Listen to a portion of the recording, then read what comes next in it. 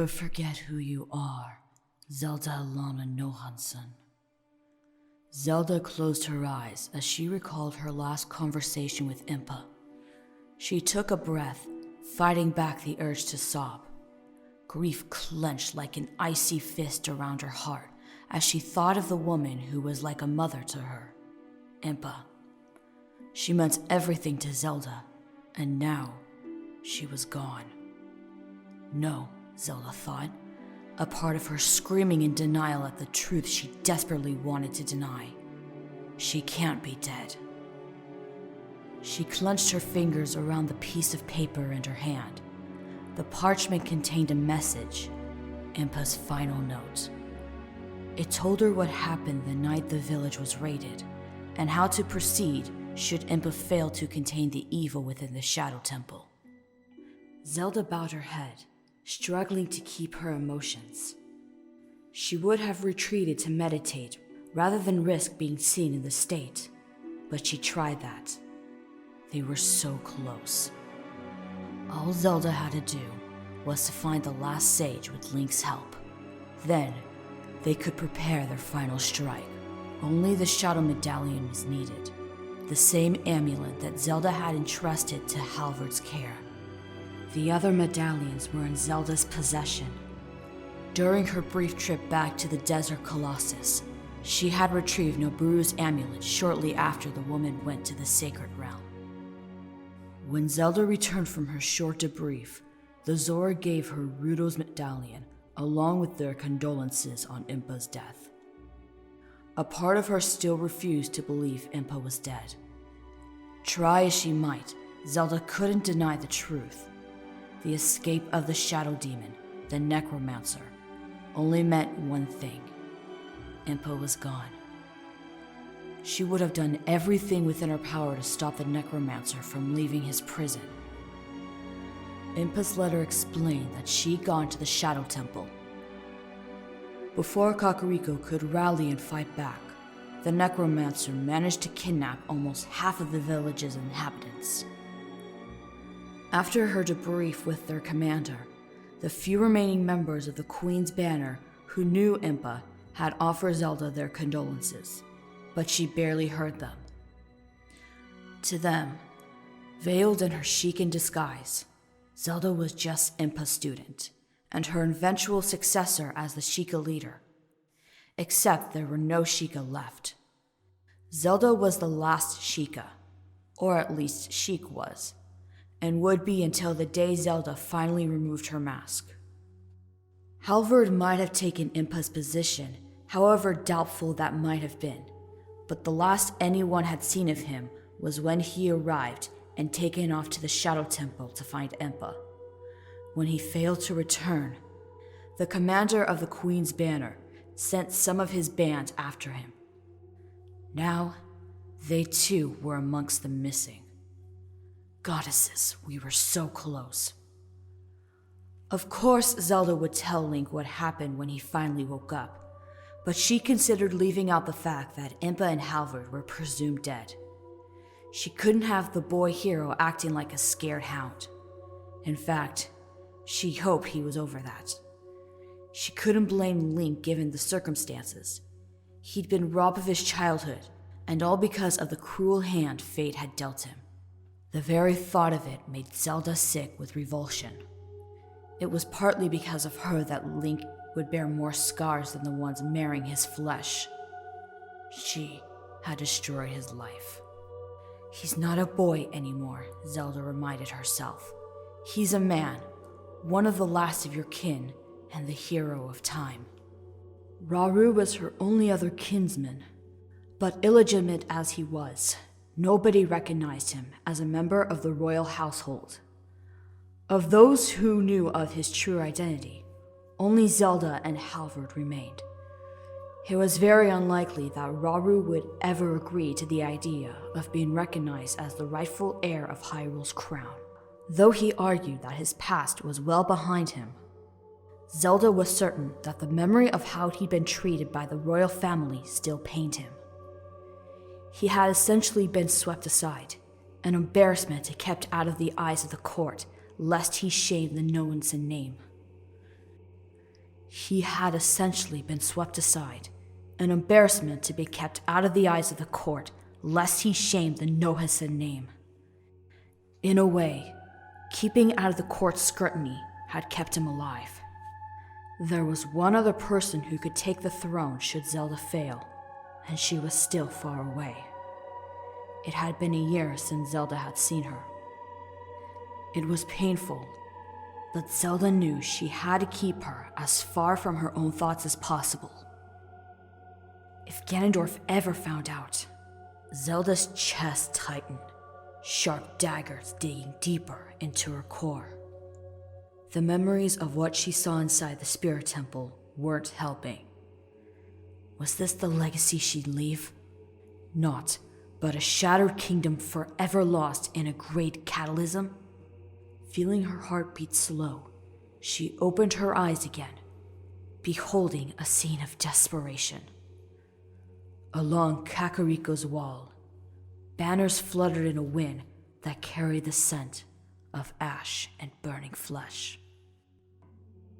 The undead had struck there as well, spreading panic, destroying supplies, burning tents, and slaying scores of soldiers. It was bedlam. Nobody was expecting an attack to come from inside of their camp's confines. Zelda sighed. She wasn't going to find any solace here. Eventually, somebody was going to wonder if she was ill. Her gaze wandered to the path towards the graveyard, a part of her clinging to the slim hope that Impa would appear at any moment. She'd even be happy to see Halvard, despite the misgivings she had about him. If it had been for Impa's reassurance, she would never have trusted the man. If it hadn't been for Impa's reassurance, she would never have trusted the man. His fascination with malevolent and powerful objects was both troubling and an invitation for disaster. Zelda looked out at the Black Tower, then at the armies spread around the valley. The banners continued to flutter, bearing the 9 kingdoms' colors and sigils. 7 of those armies would ride out to surround Castletown in the evening, their sorcerers still hoping to break the barrier protecting the fallen city. The nearest tent to Kakariko bore a banner with a red lion and a phoenix emblazoned upon its blue fabric, the house sigils of Harkonian and Nohansen. Further afield, flags of gray and white mark the Mithrins' camp. Griffins, naught but pinpricks from Zelda's vantage point, were led by through the camp by their keepers. Zelda's eyes strayed to another tent where a steady stream of healers came and went. She admired them. They hadn't slept much the last 2 days, yet they kept going as best they could to aid the wounded. She'd taken a moment to visit them and wander in their midst, her heart aching as people wondered where the queen was. She knew some of them considered her a coward for hiding. It took all her strength to keep quiet and her face straight as she walked by with an air of feigned confidence. Your queen has not forgotten you. She is closer than you know. Zelda was not yet queen, but that hadn't stopped the people of Hyrule from calling her that. Nearly everyone believed she was living her days in exile, though they could not decide on where. Zelda wished she could remove her mask, to be rid of this veil and not be burdened by walking among shadows and secrecy. It would be foolish, especially since she had managed to stay hidden this long. The 2 witches might have figured out her secret, but they weren't alive anymore. Revealing herself would invite any of Ganondorf's hired assassins to kill her, or use a portal stone to carry her into the usurper's hands. She surveyed the men on the wall, her expression grim. Everyone was tense, wary eyes directed at the sky or towards the distant horizon. They were well away from the Kokiri's groves, for the Forest Guardians protected their ancient glens fiercely.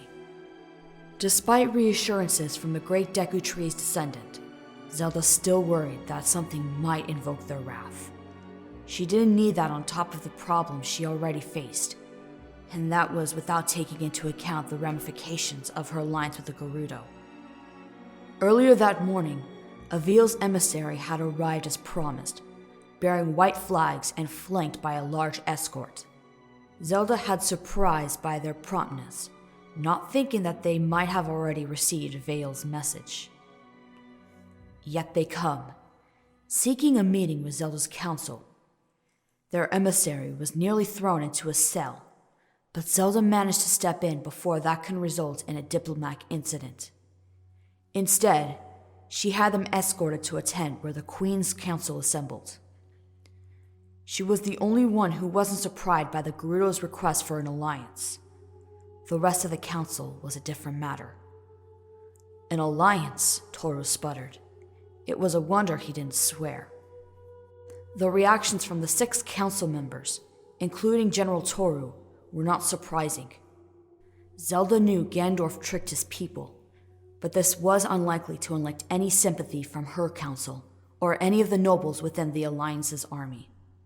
She passed the letter bearing Avil's own signature around the table, watching as each council member read it. Their expressions quickly turned sour, and everyone began speaking at once. They argued, and mentions of treason and heresy quickly went flying. Predictable, Zelda thought. Only the Gerudo emissary remained quiet, sipping a cup of tea and looking calm and controlled. This only seemed to annoy several of the lords even further. When several council members rounded on her, declaring that she did not speak for the Queen, Zelda felt her temper flare. I am your queen, you lummox, she thought irritably, growing impatient with this display. This is madness, one man decried. Have you taken leave of your senses? Did you forget that it was the Gerudo who'd murdered King Nohansen and his family? You insult their memory, Sheikah. That comment struck a savage blow, and Zelda almost blanched. Her cold stare burned holes in the man's coat, and he swallowed, realizing his error. Toru looked villain, and the Gerudo emissary, Farida, was staring at the offending lord with keen interest. She could have been watching a theater performance for all the concern she showed. There was a flurry of discontented murmurs, and yet Zelda ignored them. You would do well to remember that it was Nohansen's desire to seek peace with his enemies. To deny them this chance would be an insult to his memory. Also, be a fine chance for them to stick a knife in us while we're sleeping, someone else muttered. Zelda ignored him too, her eyes fixed on Fen. Please, Fen scoffed. The Gerudo were brainwashed? So you told us, but that doesn't change what they did. You're right, Zelda agreed, earning a wary glance from Farida. This doesn't change what happened, but given the circumstances, they deserve a chance to help us. We need their help if we're to win this. Otherwise, Ganondorf will pick each of us off one by one. He is still capable of that, as you have learned these past few nights. A babble of arguing broke out until Toru slammed his hands on the table. That's enough, he yelled. The bickering quickly ceased, and all eyes turned to him, expressions ranging from shock to strong disapproval. Zelda's lips thinned. Toru knew he was supposed to behave more diplomatically around the other council members. Toru's face was grim. There were dark shadows beneath his bloodshot eyes, and he sounded exhausted. He wore the colors of the Queen's banner with the red line emblazoned on his breastplate. His armor was in an abysmal state, marred with dents and scratches. Don't tell me you agree with this load of moblin trash. An alliance with these heathens, Lord Fen rasped, gesturing at Farida, who bristled like an angry cat. It was a good thing, Zelda thought, that she had ordered the majority of Farida's guards to remain outside. Otherwise, things might have turned nasty. She was about to reprimand Lord Fen when, to her surprise, someone beat her to it. Lord Fen, you would do well to remember that with the untimely loss of Lady Impa, Sheik speaks for the Queen, Toru said, his voice calm but threatening. He pointed at a letter on the table, supposedly written by Zelda and delivered to Sheik. Zelda would have laughed if someone had accused her of forging the Queen's letter. If she chooses to accept the Gerudo's request, then so do I. Zelda tilted her head, uncomfortable with how close Toru came to revealing her secret. Only he knew who she was, and to the rest, she was just Zelda's advisor. Nobody else seemed bothered by her, and instead they proceeded to bicker amongst each other. When the bickering finally came to a close, almost the entire council consented to the alliance. Some took their time adding signatures to Zelda's own, hesitant when Quill's touched the parchment. When it was Fen's turn to add his signature, he refused to give it. Instead, he denounces Zelda's proclamation of a peace treaty as both reckless and outrageous, before storming out of the tent. Farida rode away with her escort, along with some of Impa's own guard, bearing the terms of Zelda's treaty. When that arduous meeting finally came to a close, Zelda left the tent and went to the Dancing Gorin Inn. The building looked disheveled these days, with paint peeling from shuttered windows and dust accumulating on the walls. Link was only beginning to stir hours after the necromancer had attacked him. Zelda had left him in the care of 3 people who knew him well enough and slipped away to get some privacy. That wasn't going to happen, sadly. She saw Toru walking towards her. The sentries, some of whom were nodding off to sleep, stood erect, saluting him as he walked by. "I wasn't sleeping, sir," one man announced. "I was just resting my eyes a little." "You'll get all the rest you want if something sticks an arrow in you," Toru growled. "You're not the only one who'd rather be elsewhere right now, but we all have tasks to do, and that includes you." "Of course, sir," the man stammered apologetically. "It won't happen again." "Good." Apparently satisfied, Toru continued his steady stride towards Zelda. "My lady, I've been looking for you. You're near impossible to find at the best of times, you know that?" "You have something for me?" Zelda asked. "There is news from the company I sent into the Shadow Temples." That immediately got Zelda's attention. Her eyes met his, and she knew from his haggard and drained expression that it wasn't good news. "What is it?" she asked, dreading the answer. "One of the men returned," Toru admitted, his voice grave. "I don't know what happened to him, but he was babbling like a madman." Toru shook his head as if unable to believe what he said.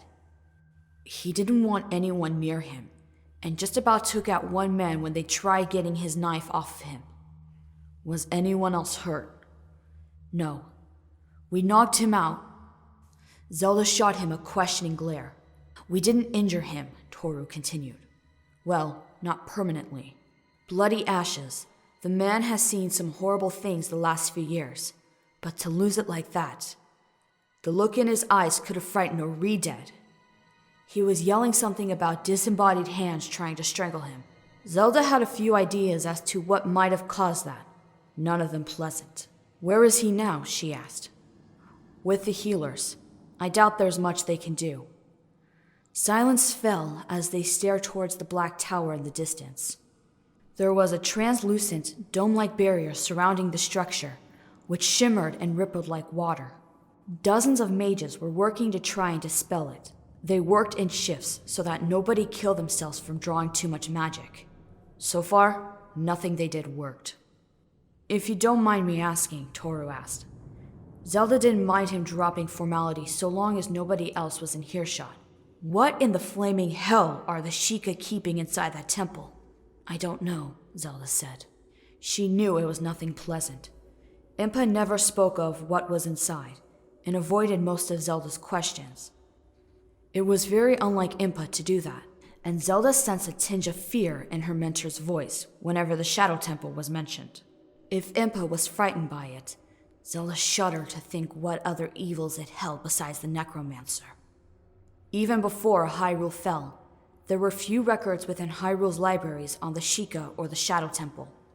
Somebody, or rather something, had destroyed every single volume and scroll detailing the last 300 years of Sheikah history. She did know that the Shadow Temple had once been known by a different name. The necromancer had turned it into a prison to both humiliate and discourage the rebel Sheikah. Few who went inside, save the wardens, were ever heard from again. Those that did were given over to their kin, who quick realized that something was horribly wrong. It was a cruel and brutal act. The freed prisoners were devoid of everything that made them who they were. They didn't recognize their family, not even their own children, and appeared completely insane. Many chose to slay the necromancer's victims rather than let them suffer, while others cast them into the streets, where they either starved or died from exposure. The rebel Sheikah's morals suffered from the devastating blow, and it nearly crushed them. In the end, the prison's creator became the imprisoned. Impa didn't think the necromancer had always been evil. Something, possibly even experimenting with shadow magic, had corrupted him. Doesn't seem like a wise move going down there without knowing what you're up against. If you don't mind my saying so, Toru commented. If the legends are true, there isn't much of a choice, Zelda said quietly. The blessing of Nehru will protect me. She glanced down at her hand absent-mindedly as the scar, the mark of the goddesses, tingled. Given the proximity of one of its two counterparts, she wasn't surprised by its slight discomfort. Aye, so you've said, Toru remarked. Forgive me if I do not share your faith in the goddesses, my queen. Despite the people's pleas for their blessings, they haven't exactly stopped Ganondorf from trying to wipe Hyrule off the mat. He gestures toward the distant barrier, impeding the way to Ganondorf's tower. We have no idea what is waiting for us beyond those walls, nor how to get that barrier down. Zelda knew Toru was not a particularly religious man, nor did she blame him. He had lost almost everything, as had so many of his countrymen. He wouldn't take kindly to any sympathetic words, so she tilted her head and listened. When Zelda didn't respond, Toru sighed, looking more tired than she had ever seen him. The goddesses hadn't abandoned them, or so Zelda willed herself to believe. But their aid came at a terrible price for those who wielded their power. Some called it a curse, no doubt inspired by old tales of a demon who long ago began the wretched cycle to which Link, herself, and Ganondorf were bound. I guess I'm not talking you out of this madness, Toru said, pitch gruff. Zelda didn't mind his tone. Damn it, what if something happens to you in there? I have no doubt Impa will kill me in whatever afterlife awaits us. He bowed his head, face somber. You really think she's gone? Zelda never doubted her mentor's ability to survive. Impa had lived through 2 wars before this one. The Sheikah Schism and the Gerudo Rebellion, 2 events which had boiled over into the 100-Year War. As much as I don't want to believe it, Zelda said, fighting to keep any emotion out of her voice. I don't think the necromancer would have kept her alive. She rebelled against him and sealed him in the Shadow Temple after all. The words left a bitter taste on her tongue. It was almost as if Zelda was admitting the very truth she fought so hard to deny. I'm sorry, Toru said, his voice quiet. As am I, Zelda replied.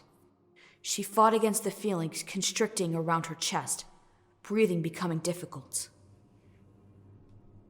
Toru's arm twitched, as though he had been about to place a comforting hand on her, but he thought better of it. It would not be proper etiquette to do so, not that it mattered when she was clothed in her Sheikan garbs. I must check on Link. Hopefully he is awake now, Zelda announced pleasantly. I don't intend to wait much longer before entering the temple. Be careful, Toru told her. Always. Zelda looked back at the sun, which was nearly reaching its zenith. Link better be awake now. If he wasn't, Zelda would find some means of getting him out of bed. The undead will return at nightfall, and unless they were stopped soon, the final strike on Ganondorf's tower would be over before it even began. She left the wall, wandering amongst the houses towards the Dancing Goron Inn. People watched her from windows, many eyeing her with fear. They blamed the Sheikah for the trials they have suffered the last 2 nights, and for the kidnapping of over half the village. A few confident souls strayed out of their homes, begging news regarding their loved ones. Zelda's heart ached as she heard their desperate pleas. It pained her deeply to usher them away. It pained her even more to maintain a cold and stoic exterior, which earned her a fair share of angry and hurt looks. I can't falter now. As she approached the stables, Zelda's heart lifted as the sight of a familiar horse with a rust-colored coat and silver mane. Her tail looked like it had been docked. She couldn't recall how it gotten so badly scorched in the first place. "Epona!" Zelda exclaimed. "Where'd you come from?" Epona buzzed her lips and neighed in recognition. Link's mare hadn't been seen since last night. Zelda was half afraid he might insist on looking for her before venturing into the Shadow Temple. She barely noticed the lanky man with the greasy mustache leaning against a pitchfork, a pair of small beady eyes watching her. She glanced down the road. The streets were almost empty, except for one person coming out of Impa's house. Zelda looked at Epona and then did a double take. Someone was leaving Impa's house. Zelda caught a glimpse of them before they took off down the road, slipping around the corner of a building. In that fleeting glance, she recognized who it was, and her mind reeled with confusion. There was no mistake, for she would have recognized that figure in his trademark tunic anywhere. He carried a sack, but that wasn't the detail she caught most of all. A chill ran through her. There was no doubt about it. The tunic was the exact same design as Link's. There was just one difference. It was jet black.